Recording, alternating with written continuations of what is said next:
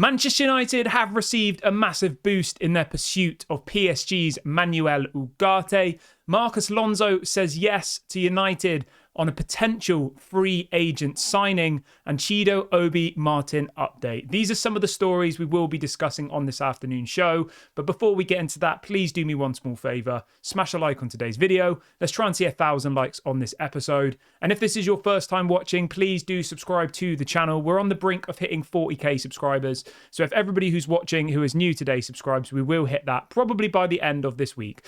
Right, let's jump straight on into it though. And I want to start off with Chido Obi Martin, because I've had so many of you getting in the comment section, atting me on Twitter saying, what the hell is going on with Chido Obi Martin? So this has come out from Laurie Whitwell, who reports for The Athletic. Obviously, we know that Chido Obi Martin did his medical at Carrington. I think it was about 2 weeks ago now. The contract was signed, the medical was done, so he should be a Manchester United player. Where's the announcement? Where is he? Why have we not seen him anywhere? So Laurie Whitwell has provided an update in the last couple of minutes. So he says that Manchester United already have a contractual agreement signed with the player, but are now having to negotiate the training compensation with Arsenal. So what effectively this means is when a player is under a certain age, I think it's under 18, and they move from one club to another for no money at the end of their contract, the new club, so in our case Manchester United, have to pay a compensation package to the other club. Now, it's a little bit different than what happens with a normal deal, but the reason for this is because effectively Arsenal have spent money over the last however many years on training, on feeding him, whatever, to bring him to where he is in his youth career. So yeah, I think it only applies to players when they're under the age of 18. So Manchester United at the moment are having to go through the court of sports to try and negotiate how much this money will be. It's not going to be massive amounts of money, it'll probably be, I imagine, a few £100,000 at the most. Obviously, we'll wait and see what that happens. But he is a Manchester United player. He has signed the contract. The deal is going ahead. They just obviously can't announce it until they get this small legality out of the way. So it's a little bit frustrating. And I know loads of people keep asking. So I thought I'd bring this into the show just so we could kind of discuss it and I could clarify what exactly is going on. So that's the latest on Chido Obi Martin. He is a Manchester United player. The contract has been signed. The medical has been passed, but they're just waiting to agree this compensation package with Arsenal. I don't know how long this will take, to be honest. I've never really seen stuff like this happen before. It's quite rare, but my guess is a few weeks. Whether he's able to train or not, I don't think so. So yeah, in a couple of weeks, we should get the official announcement from the club. The deal has gone ahead, do not worry. Okay, let's move on from that though, and let's jump on over to Marcos Alonso. This is coming up from Fabrizio Romano in the last couple of minutes, and he is reporting that apparently Marcos Alonso would love to join Manchester United this summer. He is available as a free agent after leaving Barcelona at the end of his contract just now. We are going to go for a new left-back, apparently. And I know there's loads of people in the comments saying, like, why are we not going for Ferdi Kadioglu? What's going on with that deal? Fabrizio has come out at the same time and said that Manchester United were never serious on Ferdi Kadioglu, and it was more agent-driven. So effectively, Ferdi Kadioglu's agent linked Manchester United to the player to try and get interest from other clubs. It's the classic thing. It happens every single summer. We get linked to 1 million players, and 99% of them Manchester United have zero interest in.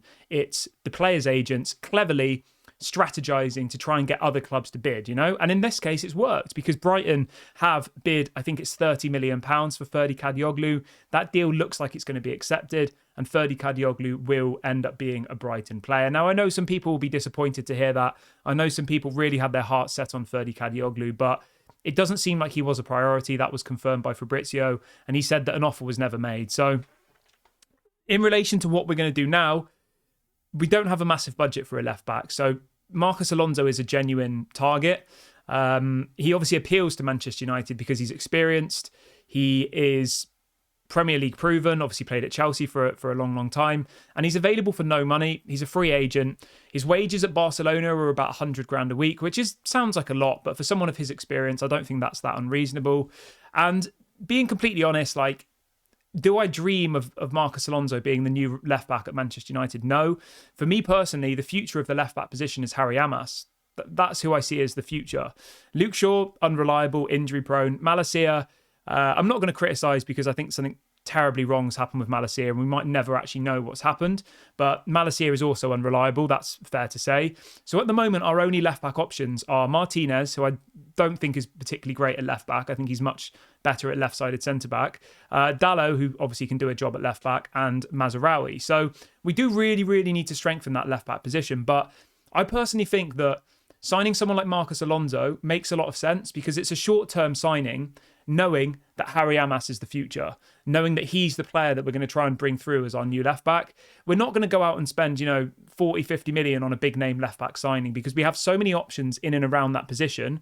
I know Luke Shaw's injury-prone. I know Malacia has disappeared, but we still do have a lot of options there, and it would make no sense for us to go and sign like a Theo Hernandez or a Ferland Mendy or someone of that quality because it would cost you crazy amounts of money. And then what happens when Luke Shaw comes back? Like, who plays then? So I can understand why Manchester United are looking at Marcos Alonso. I know it's not the most glamorous name, and I know some people are like probably disappointed to hear that Ferdi Kadioglu isn't going to happen and Marcos Alonso looks like the most obvious option. But that's where we are. Alternatively, the main player we've been linked to in the last couple of days, this is coming out from reliable people, is that Sergio Reguilon from Tottenham. I personally think I'd prefer... I mean, how old is Reguilon? I think he's nearly 30, isn't he? He might even be older than that. Oh no, he's 27. He's quite young, to be fair. That's a really good one. Let me know in the comment section. Who would you prefer? These are the two realistic players that we're linked to. Okay, so we can all say, oh, I want Ferdi Kadioglu, but Fabrizio said we were never in for him. So the two players who we've been genuinely linked to are Sergio Reguilon and Marcos Alonso. And I want you to let me know in the comment section, who would you prefer to go to? Marcos Alonso is a free agent. Sergio Reguilon is available this summer for somewhere around 5 million euros. He's got 1 year left on his contract, 27 years of age. Wages would be a lot less than Marcos Alonso. I still think that Marcos Alonso might be a more interesting option because, let's be honest, right? Sergio Reguilon, I don't think he's good enough to be like a starting left back for Manchester United. I don't. And if you signed him for 5 million euros, say, he's still going to want like a 4 or 5 year contract at the age of 27. Because that's, at the age of 27, you want to ensure that your future's secured. Whereas Marcos Alonso, he's a lot, further down in his career journey. He's 33. He's getting towards the end of his career. So if we went and got him for like a year, sign him for free, give him a 1 year contract, I think that actually makes more sense in the long run because otherwise this time next summer, we're all going to be sat here saying, why did we sign Sergio Reguilon? He's on 100k a week. He's got a 4 year contract. That was stupid, And Reguilon's not going to join for 1 year. Like, why would he do that? It makes no sense at all. So I personally would go with Marcos Alonso just because I think he brings experience. It would be a short-term signing, and then we can properly assess Luke Shaw, Malacia, and see whether Harry Amas is good enough to actually be the player we think he is. And I think that would take a little bit pressure off that left-back position. So yeah, I would go with Marcos Alonso. Obviously, we can all dream of other players, the Theo Hernandezes, the Ferland Mendy's, but that's not going to happen. The two players we're linked to are Marcos Alonso or Sergio Reguilon. So I invite you to have your say in the comment section below. Let me know which one you prefer. And then next up for you, I have got some amazing news to bring you on Manuel Ugarte. This is coming up from Fabrizio Romano, and he is saying that apparently Manuel Ugarte is now out of the PSG squad for their opening fixtures in the French league. He's not injured. He's currently not even training with the PSG first team. He's training separately from the group. And now he's been completely left out of the matchday squad for their first opening game, which I think is tomorrow. So he then goes on to say that Manuel Ugarte is desperate to join Manchester United. The deal has never been off. The deal is absolutely on. This is Fabrizio's words, not mine. He says it will depend on whether PSG bring the price down. I mean, it's pretty obvious that they're going to bring the price down. He's training away from the group. He's not being included in the matchday squads. You don't do that to a player who you genuinely think you're going to keep. You only do that to a player who you're trying to wrap up in cotton wool to ensure that he doesn't get injured so you can sell him. It's just a matter of time with Manuel Ugarte. It's a case of when, not if. And I think that as soon as we get one or two players out of our team, whether that's Hannibal Mejbri, whether that's Lindelof, whether that's Pellistri, McTominay, there are so many players that are going to leave, I think, in the final 2 weeks of the window. We might not raise loads of money, but, people like Hannibal, people like Pellistri, people like Lindelof, people like McTominay, they're all quite likely to leave the club, especially Hannibal, Pellistri and Lindelof. McTominay, is still up in the air because Man United obviously want 25, 30 million, and it's whether Napoli will pay it.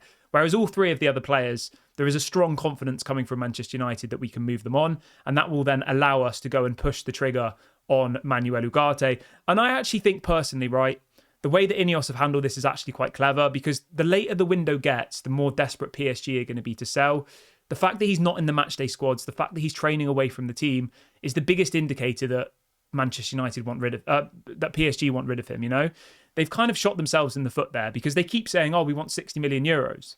Well, if you value him that highly, why are you not letting him train with your other players? Why are you not picking him for your matchday squads, you know?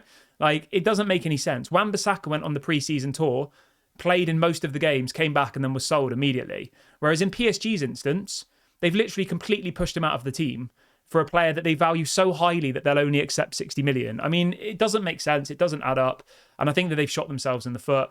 And I think in the end, Manchester United will end up getting the price they want for Manuel Ugarte, which will probably, I think, be around £40 million, which I think is probably fair. I'd have no complaints with that. I think he's a quality player. And for £40 million, he would completely transform our midfield and offer us something that we don't have already. So, yeah, I think it's definitely one to watch. As the video title says, it's a massive boost in our pursuit. PSG have shown how desperate they are to sell him. And I think Manchester United will now get this deal over the line. So that's really, really positive. But I'm going to wrap the video up here, guys. I will be back at 6 p.m. today for a longer live show as normal. Please make sure to smash a like on the video before you leave. Subscribe to the channel if you are new. And make sure to get in the comment section and let me know, who would you prefer, Marcos Alonso or Sergio Reguilon? You can't pick someone else because we're not linked to anybody else, you know, at the moment. Those are the two options. So please let me know based on those two options, because I'd be interested to see what the general fan base want. Have a great day, everybody. I'll speak to you at 6. Bye for now.